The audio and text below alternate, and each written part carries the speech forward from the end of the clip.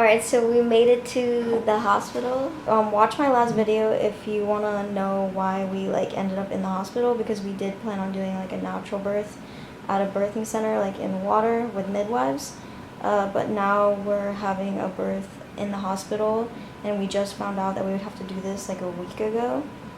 So it's pretty last minute. We didn't really get to like pick out the hospital that we wanted to go to or like pick a specific OB, but we're just kind of like flowing with it because we don't really have a choice. But yeah, we're gonna just keep you guys updated. I'm being induced, so right now I'm not having like contractions or anything. They're gonna start me on like some drug, I can't remember, like some pill to like open my cervix, and then after that they're gonna start me on Pitocin, which like get your contractions going, and then hopefully it'll be quick. And Travis is over here. Yeah, this is the room that we're in. I think this is where we'll give birth, right? But yeah, we're just monitoring the baby. Okay, so they just did like the COVID test, and they took blood from me to like test some things. What were they testing? I don't know. She said, well, I can't remember. They did the COVID test because it's like every patient has to get it now, just during this time. And once they know that you don't have it, you don't have to wear your mask. So I was like, just do it. Like, because I don't want to wear the mask the whole time. That would really be hard to wear the mask like during labor and stuff. It's not as bad as people make it out. Like, I literally was nervous about it. It feels like as if you like sucked up water, and then like that feeling of like kind of choking. That's what it feels like. It's not bad, and it's only for like 10 seconds. But yeah, and then I just took the, what do they call it? I can't remember what the pill's called. Cytotec? Yeah, Cytotec or something like that. I think it's Cytotec. I don't know, don't quote me, but I think that's what she was saying it was. And it's like you just put it in your cheek, and then she said it works for 4 hours, and it ripens your cervix. And then they'll check you after 4 hours to see if it worked and like opened up your cervix. And then if it did, then I'll probably get on the Pitocin. But if not, like if labor starts naturally after this, like they said they'd rather like, you know, go the most natural route. Like they're not gonna do Pitocin if they don't have to. They're not gonna break my water if they don't have to and everything. And we did like all the paperwork, so pretty much we're just hanging out and waiting for this to work. But yeah, everything's good. The hospital's not as bad as I thought. I was expecting like more control and stuff. That's why I wanted to do my like laboring and like give birth at a birthing center, but the hospital's not that bad. Travis is like but yeah, that's all. Alright, so now it's morning. A few things that happened throughout the night is, yeah, I had the 2 doses of the Cytotec, and then also something that's really cute is all the nurses and doctors, every time they come in, they say like, oh, it's so awesome that you waited for the gender. Like, we never get surprise genders anymore, so I thought that was cute. And our COVID test hasn't came in, so we still have to wear our masks when they come in the room. They say I'm having contractions, but I don't feel like it. Like, I don't feel them like hard at all.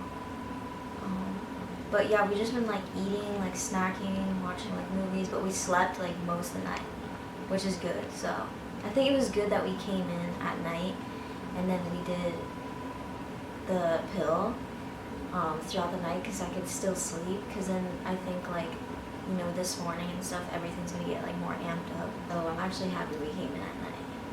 And yeah, we're excited to meet our baby so soon. Let me show Travis.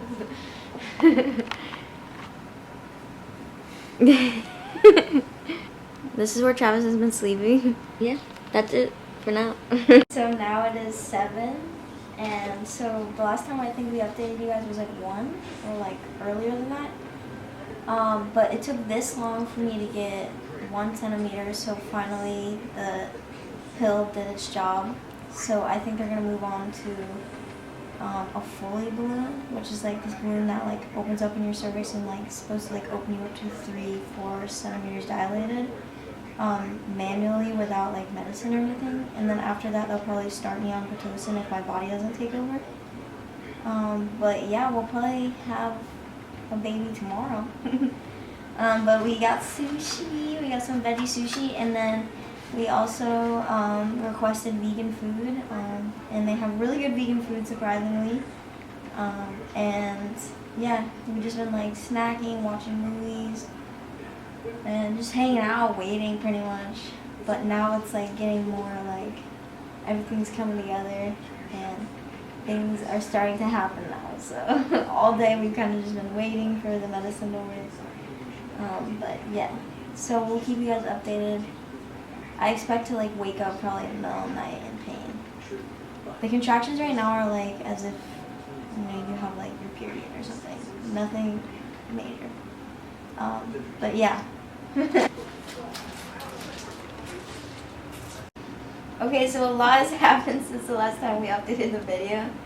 I got a Foley ball put in to help dilate and start contractions and stuff. It's just like this balloon that they put in your cervix. Because the Cytotec worked and it opened my cervix enough where they could do that. And then as soon as they put the bulb in, I swear to God I had like the worst contractions. And they said that when you open up, like your cervix opens up from 3 to 5 centimeters, the bulb will fall out. And so all night I thought I didn't like progress, and it was like the worst contractions. I think they were as bad as the ones I recently had.